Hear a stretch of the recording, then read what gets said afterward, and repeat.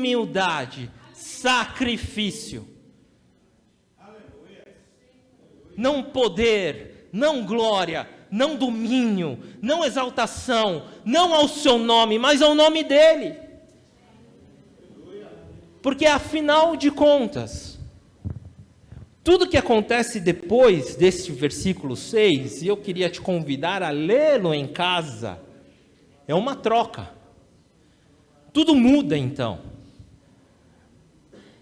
A adoração que era para aquele que estava sentado no trono muda para aquele que é o Cordeiro, que parecia estar morto. Uma nova canção começa. Tu és digno de receber, versículo 9, e eles cantam um cântico novo. Nesse trono, jamais ouvido, algo novo. Tu és digno de receber o livro, de abrir os seus selos, pois foste morto, e com teu sangue compraste para Deus gente de toda tribo, língua, povo e nação. Tu os constituíste reino e sacerdotes para o nosso Deus, e eles reinarão sobre a terra. Depois a próxima canção. Digno o Cordeiro que foi morto de receber poder, riqueza, sabedoria, força, honra, glória e louvor. Aquele que está sentado no trono e ao Cordeiro, sejam louvor, a honra, a glória e o poder para todo sempre. Toda adoração, ela muda, porque é revelada a glória de Deus na fraqueza de quem Ele é. Nós somos um povo que fomos conquistados, não pelo poder de um trono e de um ser tirano. Nós somos um povo que foi conquistado pelo sangue do seu rei, que pelado numa cruz se sacrificou por aqueles que se dizem seus discípulos, ou que desejam seguir. Ele mesmo havia profetizado a nós: bem-aventurados sois vós. Quando? Quando ganharmos promoções e formos muito ricos? Quando a doença deixar a nossa vida?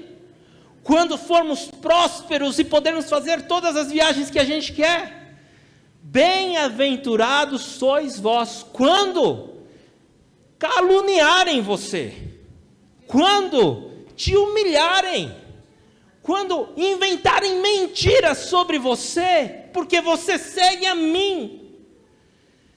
Bem-aventurados, macários, felizes serão vocês, quando vos perseguirem por causa de mim. Diferente tem sido muito o evangelho pregado por aí, o evangelho de conquistas pessoais e de exaltações pessoais, um evangelho onde pessoas vêm buscando para si mesmos ajuntar mais e mais e usam Deus para isso.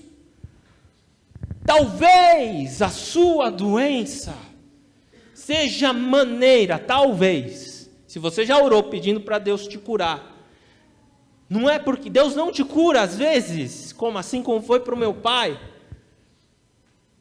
não te cura às vezes, não porque Ele não pode, não porque Ele não te escuta, não porque Ele não tem poder para isso, mas muitas vezes para nos humilhar, porque mais vale para Ele a nossa segurança eterna do que nosso conforto terreno. A revelação da glória dEle é a revelação da sua humildade e do seu sacrifício. A glória, ela é doce, a sua presença é maravilhosa. Mas quando ela é encarnada em nossas vidas, transformadas em atitude, ela precisa vir com um odor suave da humildade, do serviço, do sacrifício, porque são elas que mostram quem Deus é na nossa vida. Eu pregando aqui para vocês, vocês não sabem se eu sou crente de verdade. Isso tudo pode ser muito bem ensaiado. Sabe quando vocês vão saber se eu sou crente de verdade? Quando alguém quebrar esse vaso aqui.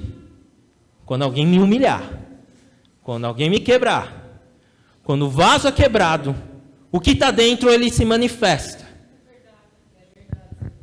No versículo, em 2 Coríntios 4,16, no versículo 4, 2 Coríntios, versículo 4.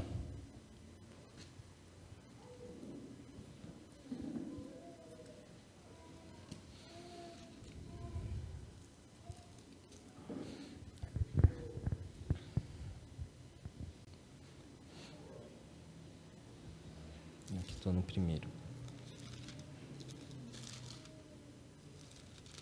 2 Coríntios, versículo 4. Cadê você? Não marquei a página. No versículo 7, ele diz, vamos ler a partir do 5. Mas não pregamos a nós mesmos, mas a Jesus Cristo, o Senhor, e a nós, capítulo 4, versículo 5. Mas Jesus Cristo, o Senhor, e a nós como escravo de vocês por causa de Jesus. Pois Deus, que disse, das trevas resplandeça a luz, Ele mesmo brilhou em nossos corações, para a iluminação do conhecimento da glória de Deus na face de Cristo. Mas temos esse tesouro em vasos de barro, para mostrar que o poder, que tudo excede, provém de Deus e não de nós. Qual é o tesouro do seu coração? O que você tem demonstrado? Quando quebram o seu vaso, meu irmão, minha irmã, o que nós temos demonstrado? Porque quando nós somos quebrados e humilhados, resplandece o que está dentro. Se é o tesouro Jesus Cristo, vai resplandecer em troca daquele que nos humilha, vida, graça, bondade, a glória dele, sacrifício. Você devolve como um verdadeiro cristão, a maldade com a bondade, a humilhação com vida, graça. Aqueles que te magoaram, te feriram, você se abre agora para demonstrar para esse que te feriu graça, bondade.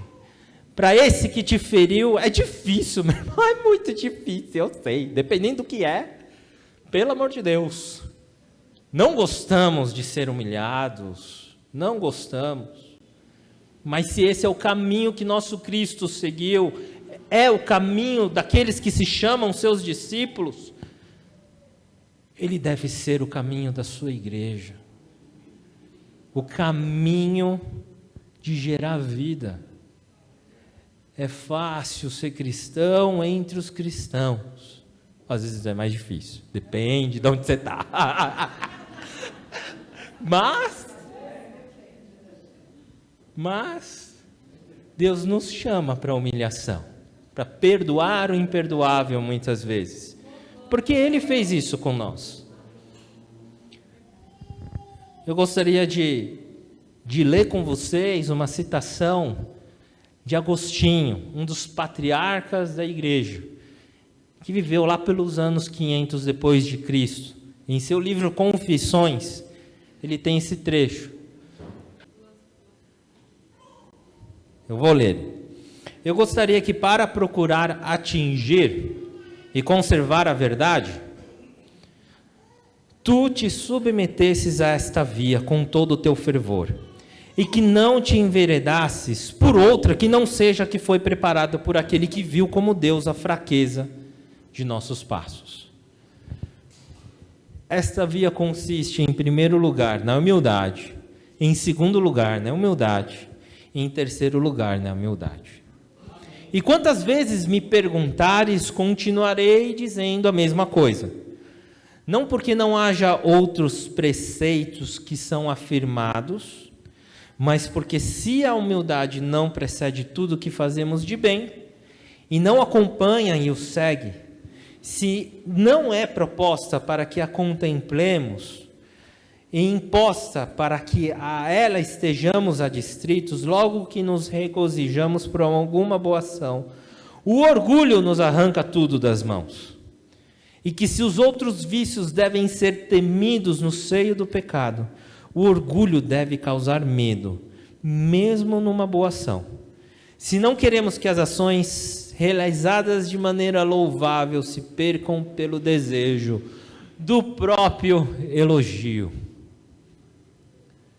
O Lewis, que trouxe a figura de Aslan, o grande leão, para a comunidade cristã, ele afirmava que o Estado, em seu livro Cristianismo Puro e Simples, o estado do ser humano mais oposto a Deus que existe é ele orgulhoso, é um homem orgulhoso. O orgulho, ao contrário da glória de Deus, é o que mais nos afasta da sua glória. Ela é oposta, ela é ao contrário. É ela que nos impede de perdoar, é ela que nos faz apegar às nossas mágoas, é ela que considera nós superiores aos outros e nos impede de nos conectar, a não ser de maneira vertical. O reino de Deus é um reino de amigos, de relacionamentos horizontais, onde não existe um maior ou um menor, mas sim existem pecadores que forem lavados e remidos pelo sangue do Cordeiro de Deus.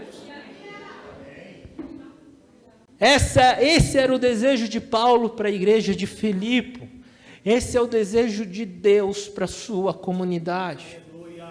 Que ela consiga se enxergar não como superiores uns aos outros, mas de maneira igual, dividindo a dor, entendendo nós somos iguais, porque nós somos pecadores, grandes pecadores nós somos, e quão grande graça nós precisamos, e quão grande juntos necessitamos de Jesus Cristo.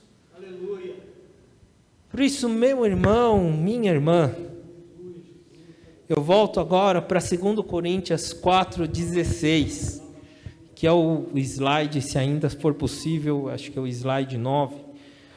2 Coríntios 4,16, que diz o seguinte: por isso não desanimamos. Embora exteriormente estejamos a desgastar-nos, interiormente estamos sendo renovados dia após dia. Por isso os nossos sofrimentos leves e momentâneos estão produzindo para nós uma glória eterna que pesa mais do que todos eles. Olha para quem diz o que é sofrimento leve e momentâneo.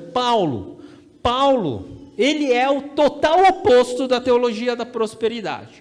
Porque ele pegava barco e o barco afundava. Ele fazia uma viagem missionária para pregar na igreja ou fundar igrejas, e aí aconteceu o quê? Ele era assaltado, ficava até pelado no meio do deserto, passando frio e fome. Dava tudo errado para esse cara, esse apóstolo. Não podia, o que podia mais acontecer? Ele foi apedrejado até a morte, tentativa de apedrejamento até a morte, chicoteado por mais de uma vez, pregando o evangelho, falando do amor de Jesus. Afinal, é isso que nós desejamos.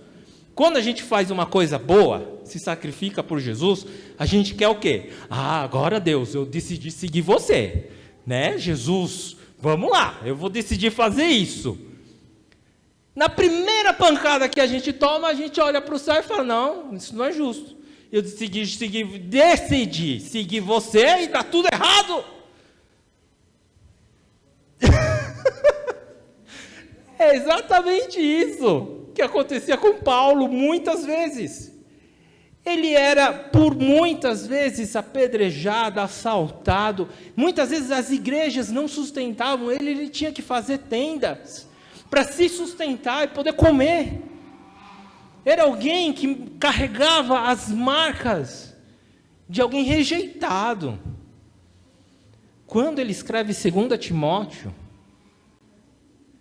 ele escreve ela com regozijo, mas num ambiente onde 66 igrejas que ele fundou na Ásia o abandonam na prisão.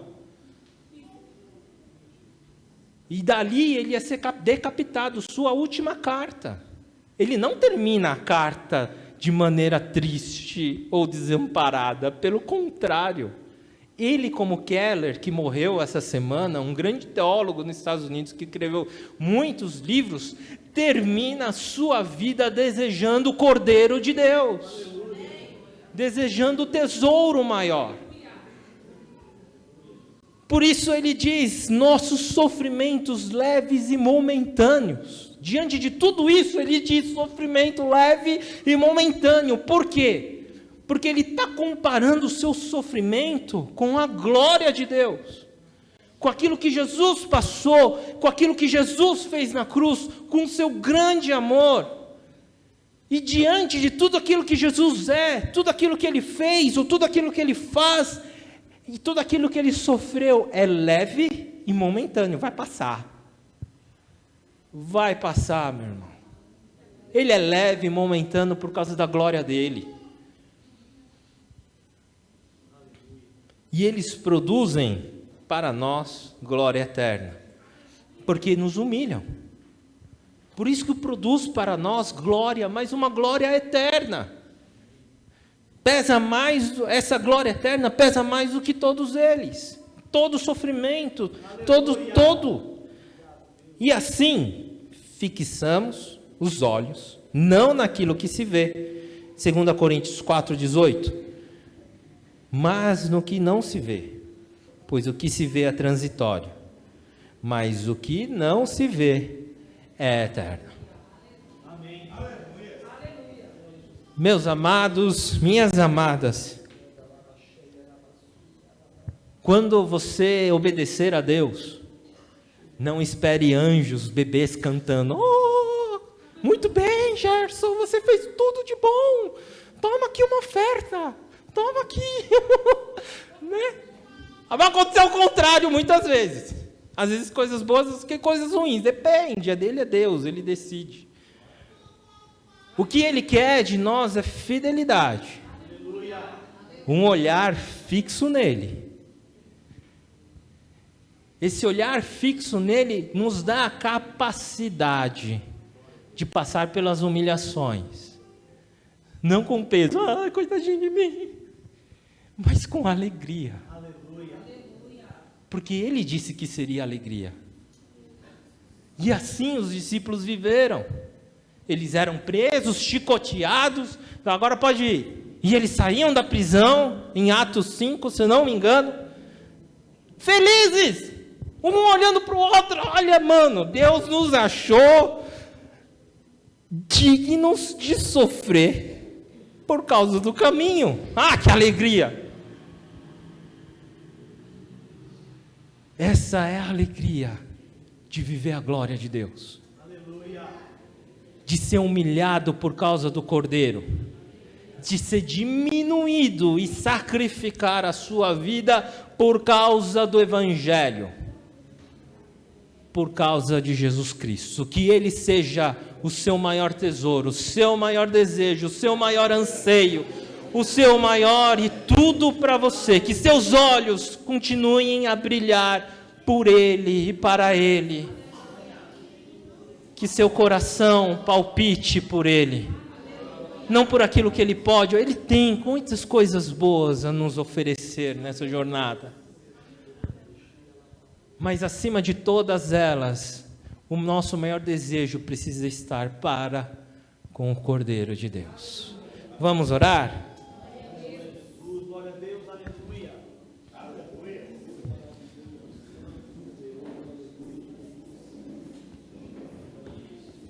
Vamos colocar diante de Jesus em oração.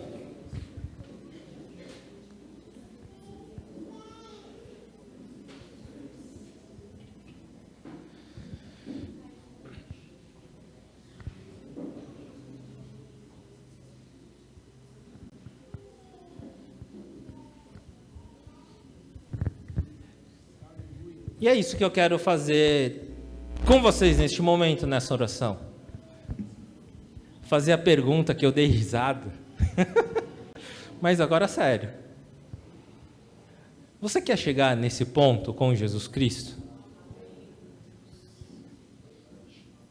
Você escolhe a humilhação por amor a Ele?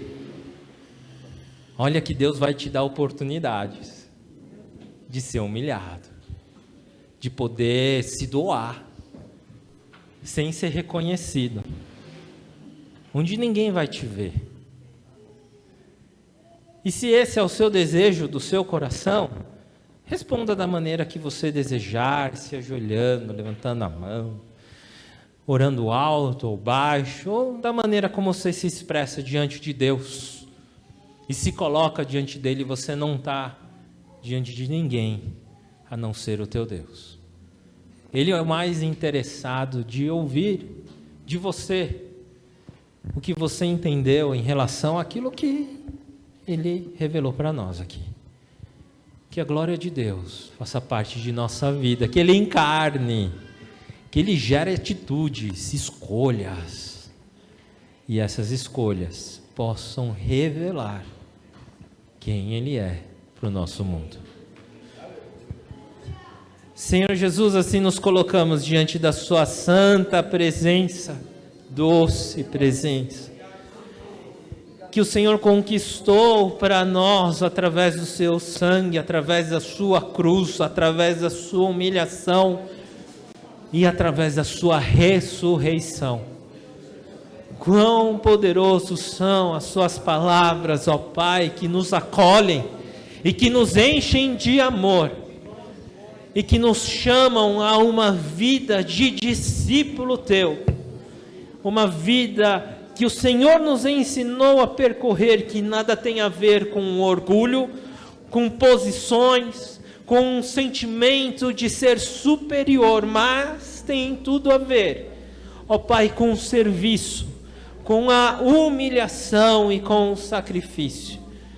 Que o Senhor encontre aqui homens e mulheres, ó Pai, que escolherão, encarnarão, decidirão para as suas vidas, ó Deus, tomarem, ó Pai, sobre si a tua cruz, e assim revelar a tua glória, o teu amor, porque quando somos diminuídos, é quando somos, ó Pai, amassados, é quando somos perseguidos, humilhados, o Senhor revela a tua glória sobre nossas vidas, que possamos encontrar em ti toda a satisfação, todo o tesouro e desejo de nossos corações, para servir, seguir e te amar, que toda a nossa vida, que todo o nosso coração, que toda a nossa existência